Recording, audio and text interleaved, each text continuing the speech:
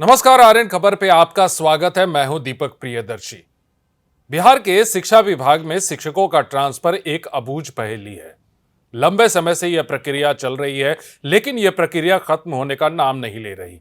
दिसंबर 2024 में आवेदन मांगे गए थे। 1,92,000 शिक्षकों ने ट्रांसफर के लिए आवेदन दिया था और यह कहा गया था कि यह ट्रांसफर जल्द से जल्द हो जाएगा।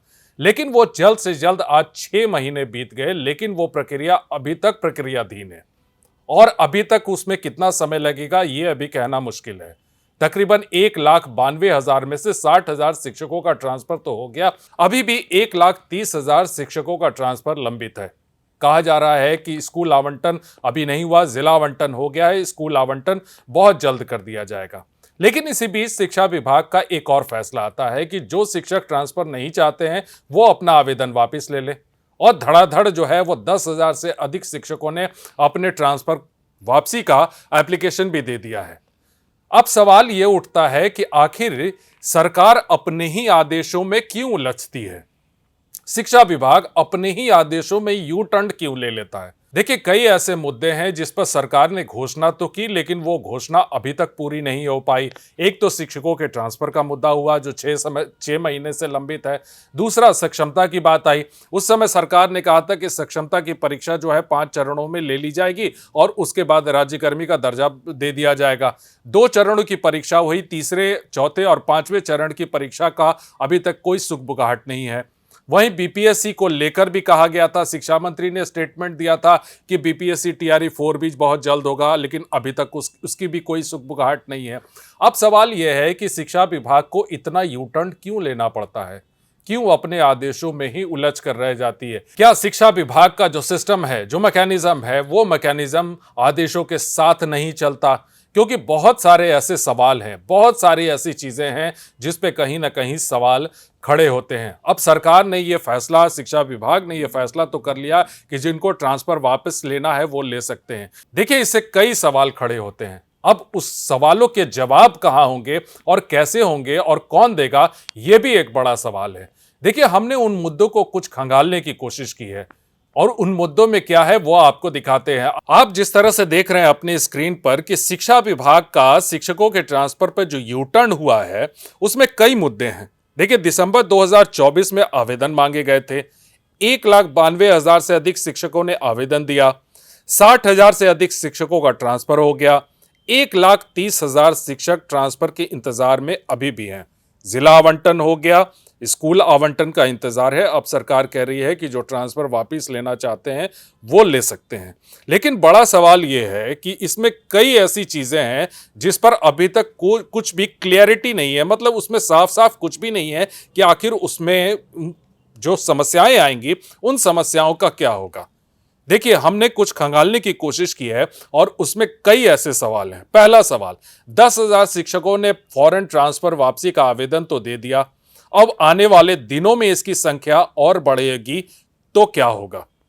तीसरा, जब ट्रांसफर का आवेदन मांगा गया था उस समय यह क्लॉज उसमें क्यों नहीं जोड़ा गया? अगर उसी समय यह क्लॉज जोड़ दिया गया होता तो जो शिक्षक ट्रांसफर के लिए, ऐच्छिक ट्रांसफर के लिए जो अब इच्छुक थे वो आवेदन देते, जो नहीं दे, जिनको ट्रांसफर नहीं चाहिए था वो नहीं देते।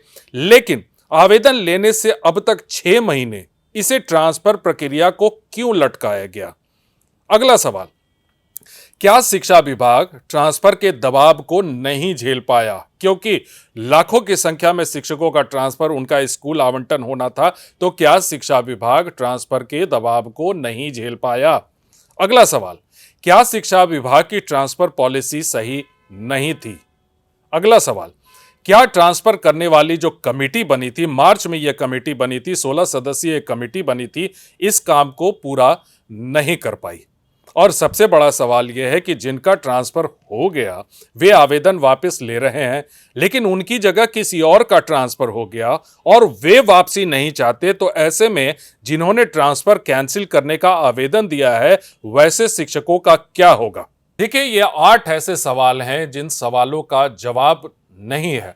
हमने पहले शिक्षाविद से बात की, शिक्षक नेताओं से बात की, उनसे जानना चाहा कि आखिर इसमें कहां समस्या है और क्या मामला है। सुनिए क्या कह रहे हैं शिक्षक नेता और क्या कह रहे हैं शिक्षाविद। बिहार में शिक्षकों की समस्याओं का कोई अंत नहीं है, अंतहीन सिलसिला जारी है। अब बात आती है स्थानांतरण नीति पे, तो बिहार के वैसे नियोजित शिक्षक जो स्थानांतरण के लिए अपनी नियोजन इकाई में फंसे हुए थे, वो बाहर जाना चाह रहे थे और उनके लिए शिक्षक संगठनों ने सरकार पर दबाव बनाया था। 2020 में उनके लिए एक नीति आई थी कि उनको किया जाएगा। सक्षमता परीक्षा का आयोजन बिहार सरकार ने किया कि शिक्षकों का स्थानांतरण उनके पदस्थापित जिले में कर दिया जाएगा परीक्षा के बाद। लेकिन अभी तक देखा जाए तो शिक्षकों के स्थानांतरण नीति बहुत सारी आई, सॉफ्टवेयर का निर्माण किया गया, मशीन चलाया गया, लेकिन शिक्षक जहां थे वहीं बने हुए हैं। खामी आखिर है कहां पे? इस पे चिंतन करने की आवश्यकता है। आप नियोजित शिक्षकों के बहाने बीपीएससी शिक्षकों को एडजस्ट करना चाह रहे थे, इसका परिणाम ये हुआ कि ये सारा कुछ घालमेल हो गया। आपने ही आवेदन मंगवाया था ना कि जिनको इच्छा है वो आवेदन दें और उनका स्थानांतरण किया जाएगा। 1,92,000 लोगों ने स्थानांतरण के लिए आवेदन कर दिया, मामला फंस गया। इतने बड़े पैमाने पे आपके यहाँ एडजस्टमेंट करने में मुश्किल होगी। जहां रिक्तियां हैं वहां पे आप पूर्व में बहाली कर दिए, अब स्थानांतरण होगा कैसे? कठिनाइयां आई, आपने फिर भी प्रयास किया। हम साधुवाद देते हैं, धन्यवाद देते हैं सरकार को कि सरकार ने इच्छा शक्ति दिखाई कि हम काम कर रहे हैं। लेकिन सिर्फ दिखने से नहीं होगा, उसका परिणाम भी आना चाहिए। आप काम करने का प्रयास किए, आपने कहा कि हाँ हम 1,30,000 लोगों को स्थानांतरित जिला अलॉट कर दिए, अब जिला के द्वारा उनको स्कूल अलॉटमेंट कर दिया जाएगा। अगले सप्ताह 6 जनवरी से सुनते सुनते आज जून आ गया और जून में आपने कहा कि गर्मी की छुट्टी के बाद बिहार के शिक्षक नए विद्यालय में पदस्थापित होंगे। लेकिन फिर एक नई शिगुफा आई कि जो ऐप में सुधार कर दिया गया है और ऐप में ही जारी होगा कि आप ऐप में सुविधा प्रदान होगी कि अगर आप जहां हैं वहां रहना चाहते हैं तो वहां रहिए। लेकिन उसमें भी कुछ त्रुटियां हैं। ऐप में 1000 तरह के संशोधन हो चुके हैं और होते रहते हैं। परेशानियां शिक्षकों के लिए आती रहती है। ऐप से अटेंडेंस बनाना कितना मुश्किल है, कितना काम ऐप कर रहा है, ये सब चिंतन का विषय है, इस पे चर्चा का विषय है। का मन चाहा अगर आपने नहीं दिया है रिक्वेस्ट ट्रांसफ़र में तो क्या करेंगे? उस पर कहा कि वो विड्रॉ कर लेंगे अपना, फिर दूसरा अपना लगाएंगे रिक्वेस्ट ट्रांसफ़र। लगता है इसी का एक पॉलिसन आ गया कि गवर्नमेंट जब ट्रांसफ़र ऑर्डर निकाल दिया, रिक्वेस्ट ट्रांसफ़र के लिए जब बात हो गई और इतनी प्रक्रिया जब आगे बढ़ गई है, तो ऐसी स्थिति में इस तरह का सवाल उठाना कि जो लोग को पसंद नहीं है वो लोग अपना विड्रॉ कर लेंगे रिक्वेस्ट ट्रांसफ़र, तो ये बड़ा अजीब सा लगता है। सरकार के तरफ से या विभाग के तरफ से इस तरह की बात सामने नहीं आनी चाहिए। आपने इतने लंबे प्रक्रिया के बाद टीचरों को ट्रांसफ़र करने के लिए किया है। आपने स्क्रूटनाइज कर करके 1,90,000 में से 1,30,000 को दिया है। अब उसमें से भी अब आप कह रहे हैं कि विड्रॉ कर लीजिए जिनको ज़रूरत है। तो जब अगर 10,000 मान लीजिए, जैसा अनुमानित है कि 10,000 लोग विड्रॉ कर लेंगे, तो 10,000 का ही मामला नहीं रहेगा, क्योंकि 10,000 लोग अगर अपना जगह खाली नहीं करेंगे तो उनके स्थान पर जब किसी को इन लोगों ने दिया होगा पोस्टिंग, वो भी इफेक्टिव होगा। ये कॉम्प्लिकेटेड मामला होगा। इसलिए विभाग के तरफ से किसी भी अधिकारी को या सरकार के तरफ से किसी भी लोगों को इस तरह का द्वंद्वात्मक बात, विरोधाभासी बात या लोगों को कंफ्यूज करने की स्थिति पैदा करना उचित नहीं है और ये होना नहीं चाहिए।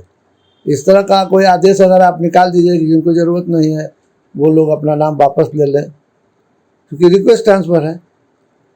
सामान्यतः रिक्वेस्ट ट्रांसफ़र होता क्यों है?